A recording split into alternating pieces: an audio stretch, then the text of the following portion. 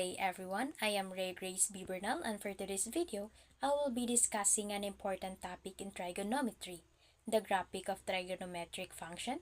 We will explore their periodicity and amplitude, analyze their general behavior, and determine their domain, range, and K characteristic. Additionally, we will examine how changes in period and amplitude affect the graphs of these functions. To begin, let us recall the six trigonometric functions: the sine, cosine, tangent, cosecant, secant, and cotangent. Each of these functions has unique graphical characteristics. They are based on their periodicity and amplitude.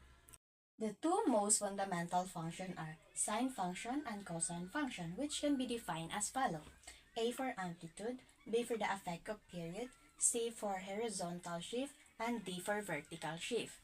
To graph these functions, follow the steps. First, identify the amplitude as which determines the height of the peaks. Second, find the period using the formula for sine and cosine. Third, identify any shapes caused by. And last, plot K points and smoothly connect them. So let's consider an example graphing y equals 2 sine, open parentheses, 1/2 x, close parentheses. So first, we need to find the A or the amplitude. The amplitude is 2, so the graph oscillates between -2 and 2. So for period, it is calculated as 2 pi over b. So the period is 2 pi over 1/2 is equal 4 pi longer than the standard period.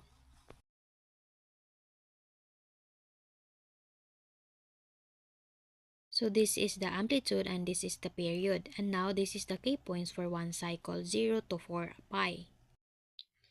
Sine 0 is equal 0. Sine 2 over 2 is equals 1.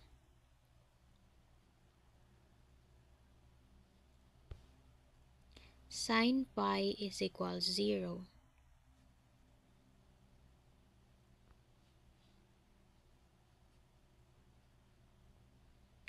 Sine 3 pi over 2 is equals -1. And the last one is sine 2 pi is equal 0. So before we graph, we need to multiply this sine value into 2. 2 sine 0 is equals 0. 2 sine 1 over 2 pi is equals 2. Times 1 is equals 2. 2 sine pi is equals 2. Times 0 is equals 0. 2 sine equals 3 over 2 pi is equals 2. Times -1 equals -2. 2 sine 2 pi is equals 2 times 0 equals 0. Now, let's proceed to graphing. This is 0, +1, and +2. This part is -1 and -2. This is pi, 2 pi, 3 pi, and 4 pi.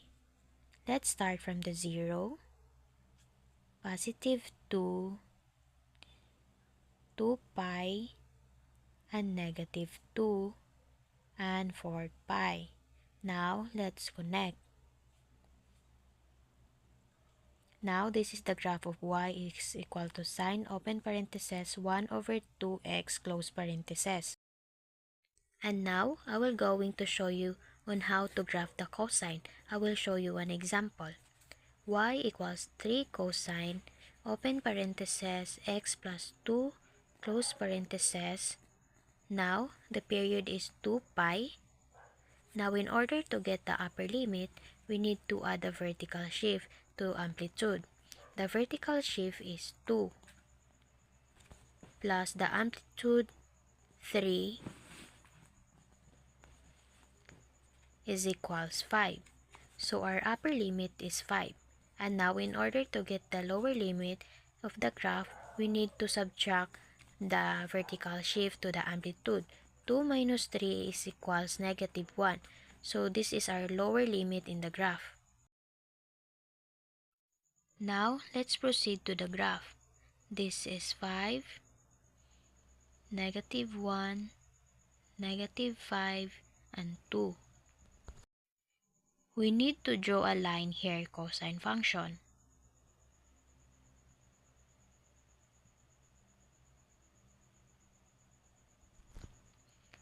Always start from above, so let's start from here. Positive 5, this is pi to there. This is 2 pi, and this is our basic cosine graph. Next, I will going to show you the basic graph of tangent. Why tangent function? So before we start, we must familiarize the unit circle. I already discussed the unit circle in our previous video. So let's move on to the graph.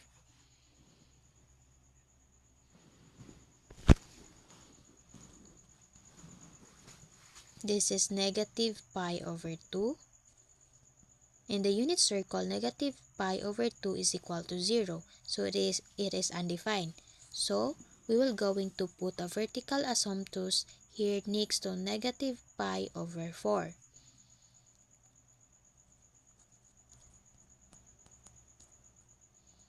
This is negative 1 and positive 1. Here is pi over 2 and pi over 4. Since pi over 2 is 0, we also need to put a vertical asymptotes here. So we need to put a dot here in positive 1 and negative 1. And I will going to connect the dots going up. We need to put an arrow going down. So this is the basic graph of tangent. So now I will going to show you the basic graph of secant. This is the example. Y equals secant function equals 1 over cosine function. First, we need to graph our cosine.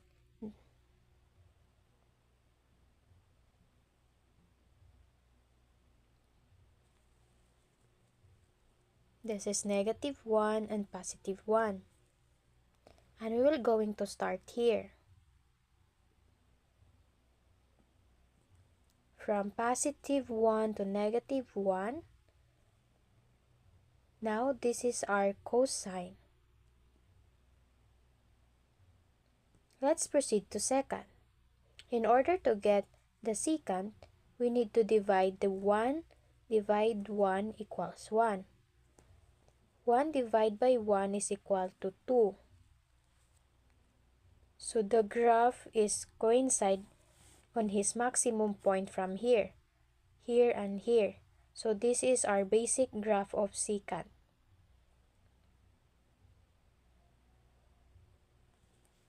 Now let's proceed to the basic graph of cosecant. Y equals cosecant function. We must know that the cosecant function is the reciprocal of 1 over sine function. So same in the secant, we need to graph the sine function.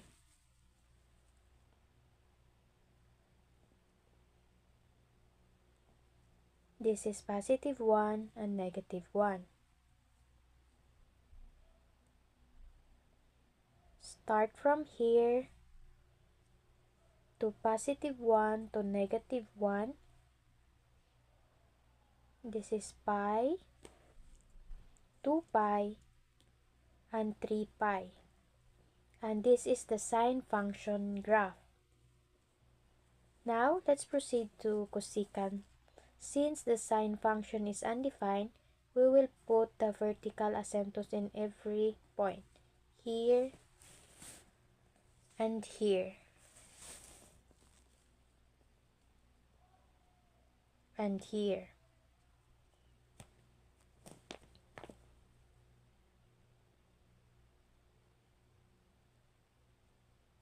Now, let's proceed to the graph of cosecant. 1 divided by 1 is 1 here. 1 divided by half is 2 here. You need to put that here and here and here. And we must need to copy, so this is the basic graph of cosecant.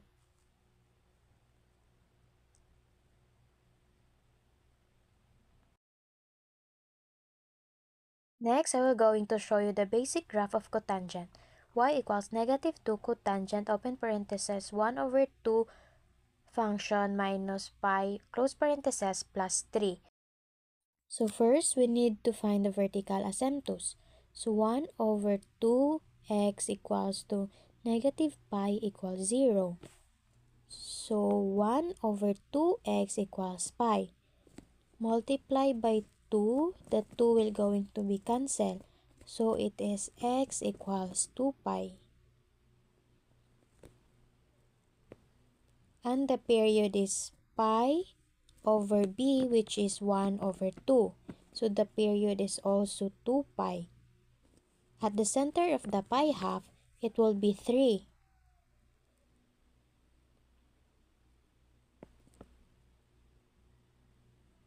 So at the center of the pi, it gonna be the center line, which is 3. So I'm going to put the dot here, and 3 pi over 2 will going to be 5.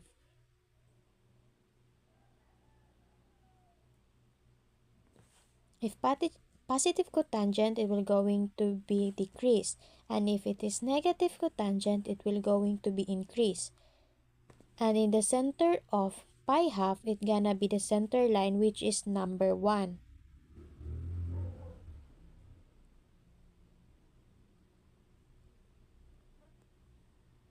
So we will going to connect the dots.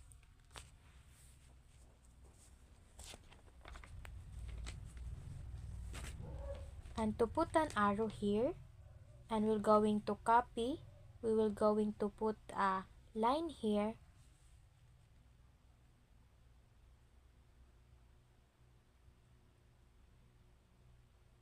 This is the basic graph of cotangent.